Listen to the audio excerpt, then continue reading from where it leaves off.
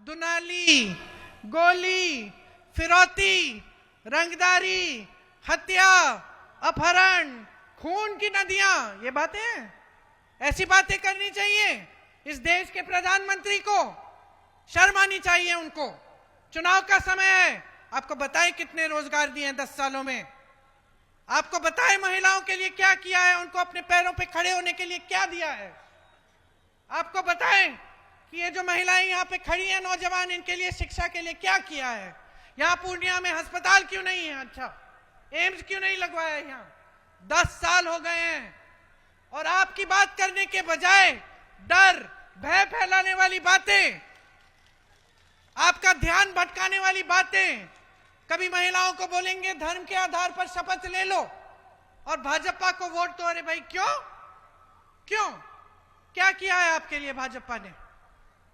मैं एक गांव में गई थी, वहां महिलाएं ने मुझे, महिला थी एक, मैंने पूछा ये बच्चे स्कूल नहीं जाते, कहा नहीं जाते। मैंने कहा क्यों, कहती है स्कूल नहीं है, पाठशाला नहीं है मेरे गांव में। मैंने कहा अच्छा, बिजली है, कहती है नहीं है, खंबा लगा था 10 साल पहले, अभी बिजली नहीं आई।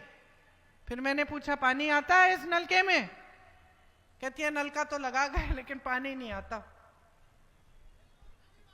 तो मैंने कहा फिर किया क्या है आपके लिए सरकार ने, कहती है दीदी कुछ नहीं। मैंने कहा वोट किसको दोगे, विधायकी का चुनाव था यूपी में, कहती है मैं भाजपा के विधायक को फिर से दे दूंगी। मैंने कहा फिर से क्यों दोगी, कहा क्योंकि मेरे घर आए थे, दुरदुरिया किया, प्रार्थना की हमारे साथ और हमसे शपथ खिलवाए हैं कि धर्म के नाम पर हम वोट देंगे। तो मैंने कहा ऐसे तुम वोट देती रहो धर्म के नाम पर, ना तुम्हारा धर्म बचाने का काम कर रहे हैं और ना तुम्हारा भविष्य बचाने का काम कर रहे हैं। तो मैंने उसको समझाया जागरूक बनो, इन बातों में मत पड़ो, जो तुम्हारे लिए काम करेगा उसके लिए अपना वोट डालो। और यही बात मैं आपसे कहने यहां आई हूं। बहुत बिगाड़ दिया आपने इन लोगों की आदतें। इनको लगता है कि इनको काम करने की जरूरत नहीं है, चुनाव आएगा धर्म का नाम ले लेंगे, आपका ध्यान भटका लेंगे, कभी किसी चीज बड़ी बात की कर ली आपके सामने, कभी कोई और बात कर ली, आपका काम नहीं करेंगे और आपके काम की बात भी नहीं करेंगे, लेकिन वोट उनको मिल जाएगा। ये आश्वासन उनके दिल में है आपकी तरफ से और ये गलत है। आपसे शिकायत है, आप जागरूक नहीं बन रहे हो, आपके बच्चे पलायन करके जा रहे हैं, नौकरी ढूंढने कहीं किसी शहर में भटक रहे हैं। आप बीमार पड़ते हो तो घबराहट होती है कि इलाज कैसे करोगे,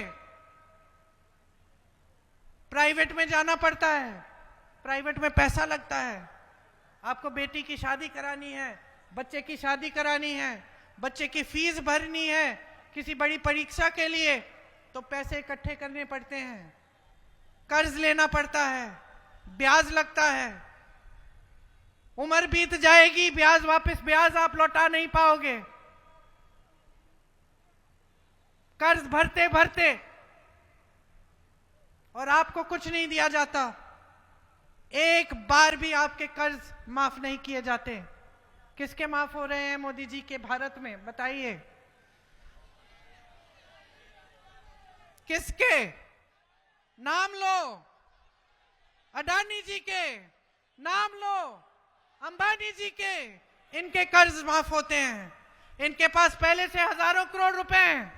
मोदी जी आपके गांव में नहीं दिखते, इनके बच्चों के शादियों में जरूर दिखेंगे, इनके बच्चों की शादियों में हाथ जोड़ते हुए, भोजन करते हुए। आपके कर्ज माफ नहीं होंगे, उनके कर्ज माफ होंगे।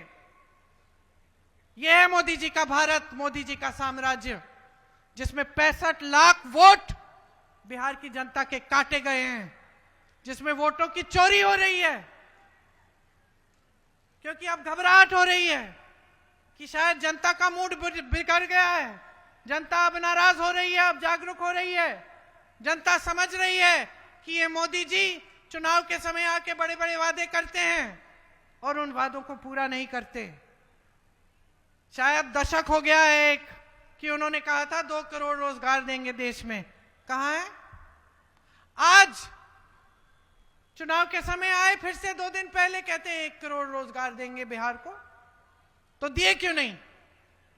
10 साल हो गए हैं, दिए क्यों नहीं? आप पलायन करके क्यों जा रहे हो दिल्ली, मुंबई, कलकत्ते?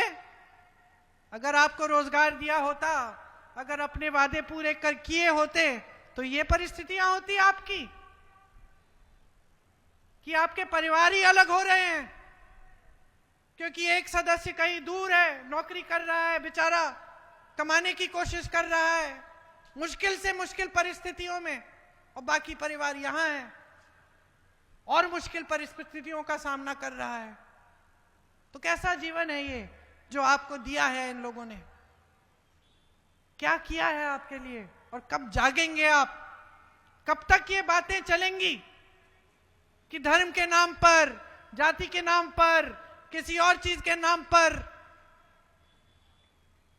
ये जो झूठा राष्ट्रवाद है इनका, कि जब जब चुनाव आता है तो ये बातें करते हैं